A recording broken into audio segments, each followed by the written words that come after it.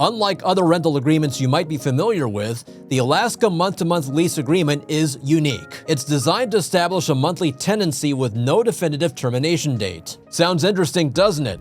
The lease gets renewed every time the tenant pays rent, unless either the landlord or tenant decides to terminate it. But remember, this agreement has to meet certain rules to be considered legal. Now, you might be wondering, how exactly does an Alaska month-to-month lease agreement work?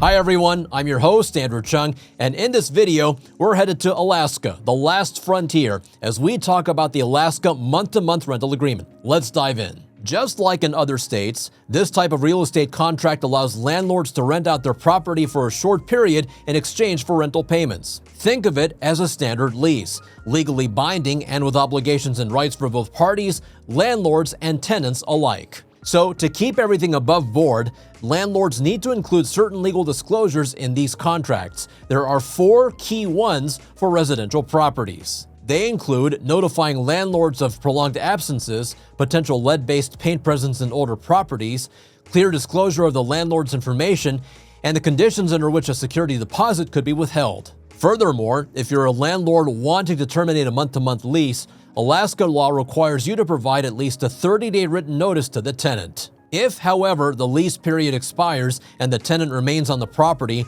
legal action can be taken to evict them.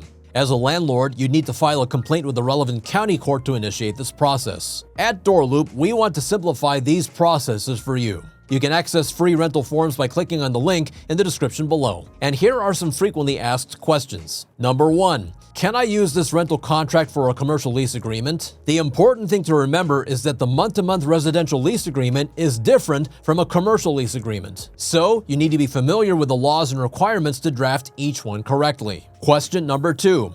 Should I send a written notice to tenants if I plan to raise the rent in Alaska? If you plan to raise the rent, bear in mind that Alaska requires you to send a 30 days notice to the tenant.